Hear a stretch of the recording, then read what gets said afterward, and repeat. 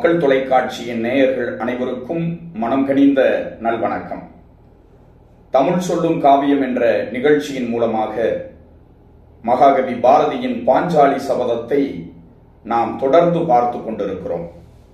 நேற்றைய தினம் துரியோதனனுடைய சபையிலே அவன் அரவக்கொடி ஏந்தி நின்ற வரலாற்றையும், அந்த அரவக்கொடி ஏந்தி நின்றதோடு துரியோதனனை பற்றிய அறிமுகத்தை பாரதியார் எங்கனம் விவரித்திருந்தார் என்பதனையெல்லாம் நேற்றைய தினம் நாம் பார்த்தோம். இன்றைக்கு துரியோதனனுடைய அவையிலே யாரெல்லாம் நிறைந்திருந்தார்கள், யாரெல்லாம் வீற்றிருந்தார்கள் என்பதனை பற்றித்தான் இன்றைய தினம் நாம் காண இருக்கிறோம். துரியோதனனுடைய அவை அறிஞர்கள் நிறைந்த அவைதான், முனிவர்கள் செறிந்திருந்த அவைதான். அதிலே எந்த விதமான மாற்று கருத்தும் கிடையாது. பாரதி துரியோதனுடைய அவையிலே வீற்றிருந்த அறிஞர்களை பற்றி மிக அழகாக பாடியிருக்கிறார். அந்தமில் புகழுடையான் அந்த ஆரிய வீட்டுமண் அறம் அறிந்தோன், வந்தனை பெருங்குறவோர் பல மறை குல மறவர்கள் இருவரோடே, மெய்நெறி உணர் விதுரன் இனி வேறுபல் அமைச்சரும் விளங்கி நின்றார், பொய்நெறி தம்பியரும் அந்த புலைநடை சகுனியும் புறம் இருந்தார், மைநெறி வான்கொடையான் உயர் மானமும் வீரமும் மதியும் உளோன், உய்நெறி அறியாதான் இறைக்கு உயிர் நிகர் கண்ணனும் உடன் இருந்தான் என்று பாரதியார் மிகச் சிறப்பாக துரியோதனுடைய அவையை நமக்கு எடுத்து காட்டுகின்றார். வீட்டுமனை பற்றி சொல்லுகிற பொழுது அறம் அறிந்தோன் என்று பாரதியார் சொல்லுகின்றார். அறத்தை பற்றி நன்கு உணர்ந்த வீட்டுமன் என்று சொன்னால் பீஷ்மாச்சாரியார், பீஷ்மர். இந்த பீஷ்மர் யாருக்கு மகனாக பிறந்தவர்?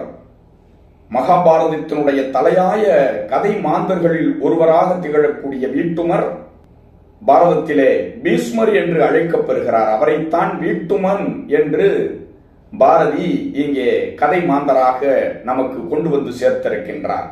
சந்தனுவிற்கும் கங்கைக்கும் மகனாக பிறந்தவர். சந்தனு என்பவர் யார்? துஷ்யந்தனுக்கும் பரதனுக்கும் அடுத்த அரசனாக வீற்றிருந்த பெருமைக்குரியவர். இந்த வீட்டுமனாகிய பீஷ்மர் அரசியல் கற்றது தேவர்களின் குருவாகிய பிரகஸ்பதியிடம் அரசியலை கற்றிருக்கிறார். வேதம் கற்றது யாரிடத்திலே என்று சொன்னால் வசிஷ்ட முனிவரிடம் வேதத்தை கற்று உணர்ந்திருக்கிறார். வில் வித்தையினை பரசுராமரிடம் கற்றுத் தேர்ந்த தெளிவையும் தெளிந்த ஞானத்தையும் அறிவையும் ஆற்றலையும் அனுபவத்தையும் கொண்டவர்தான் வீட்டுமன் என்று நாம் பார்க்கிறோம். அந்த அவையிலே விதுரன் நிறைந்திருந்ததாக பாரதியார் சொல்லுகின்றார். மெய்நெறி உணர் விதுரன், மெய்நெறி அனைத்தையும் கற்றுத் தேர்ந்தவர். அந்த விதுரனோடு மேலும் இருவர் அங்கே சபையிலே வீற்றிருந்தார்கள் என்று சொல்லுகிற பொழுது கிருபாச்சாரியாரையும் துரோணாச்சாரியாரையும் நாம் பாரதியின் வழியாக அடையாளப்படுத்த முடிகிறது. இந்த விதுரன் என்பவர் யார்? விதுரன் என்பவர் வியாசரினுடைய மகனாக சுட்டப்பெறுகிறார். திருதராஷ்டிரனுக்கும் பாண்டுவுக்கும் சகோதரன் முறையிலே வரக்கூடியவர். யமதர்மனின் அவதாரம் என்று கூட சொல்லுவது உண்டு விதுரனை. மெய்நெறி உணர் விதுரன் என்று பாரதி சொல்லுகின்றார். மெய்நெறி, தவநெறி, அறநெறி செழுமையாக கற்றுத் தேர்ந்தவர் விதுரன் என்று பார்க்கிறோம்.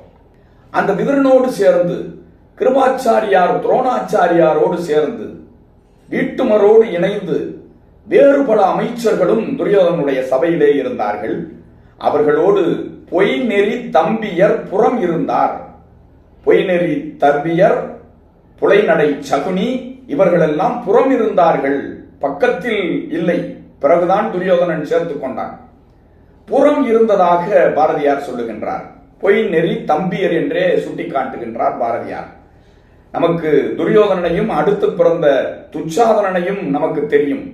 அவர்களோடு இணைந்து கௌரவர்கள் 100 பேர். துரியோதனன், துச்சாதனன், துசாகன், ஜலகந்தன், ஷமன், ஷகன், விந்தன், அனுவிந்தன், துர்தர்ஷனன், சுபாகு, துஷ்பிரதர்ஷனன், துரிமர்ஷனன், துர்முகன் ஆக இந்த பொய்நெறி தம்பியர்களும் அந்த அவையிலே வீற்றிருந்தார்கள்.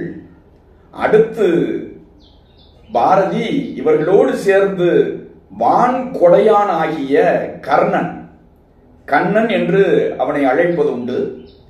கண்ணன் என்பவன் கர்ணன், வான் கொடையான்.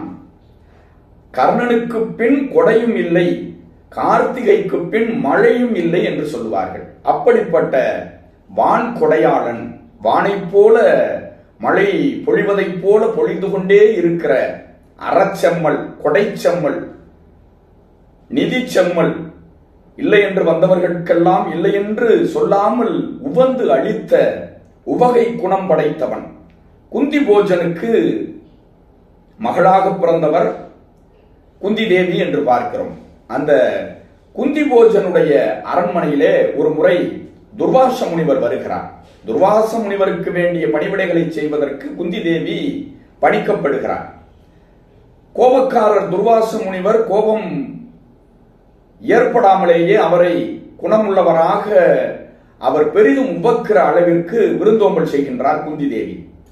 எனவே உனக்கு நான் ஒரு வரம் தருகின்றேன், நான் கொடுக்கிற வரத்தை நீ பயன்படுத்த வேண்டும் என்று சொன்னால் யாரை நினைக்கிறாயோ அவர்களின் மூலமாக உனக்கு ஒரு குழந்தை பிறக்கும் என்று சொல்லிவிட்டு சென்று விடுகின்றார்.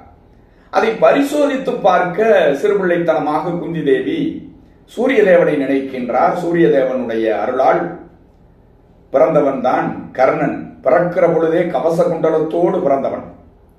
இந்த குழந்தை யாருடைய குழந்தை என்று கேட்டால் என்ன பதில் சொல்வது என்று பயந்த குந்தி தேவி ஒரு கூடையிலே வைத்து ஆற்றிலே இறக்கி விடுகிறார். அப்படி வந்து துரியோதனிடத்திலே சேர்ந்தவன் தான் கர்ணன் என்று பார்க்கிறோம். ஆக அங்கே பீஷ்மர் இருக்கிறார், துரோணாச்சாரியார் இருக்கிறார், கிருபாச்சாரியார் இருக்கிறார், விதுரன் இருக்கிறார், கர்ணன் இருக்கிறான். அவர்களோடு தீ நெறியை புகட்டக்கூடிய துரியோதனுடைய தம்பியர்கள் 99 பேர் சேர்த்து மொத்தம் 100 பேர் அவர்கள் இருக்கிறார்கள். இப்படி துரியோதனுடைய சபை நல்லவர்களும் கெட்டவர்களுமாக சேர்ந்து இருக்கக்கூடிய அவையாக இருக்கிறது என்பதனை மகாகவி பாரதி நமக்கு சொல்லுகின்றார். மேலும் துரியோதனுடைய சபை எப்படிப்பட்டதாக இருந்தது, அவனுடைய எண்ணம் எத்தகையதாக இருந்தது என்பதனை நாளைய தினம் நாம் பார்க்கும் வரை உங்களிடமிருந்து விடைபெறுகிறேன். நன்றி, வணக்கம். பேராசிரியர் பாகை கண்ணதாசன்.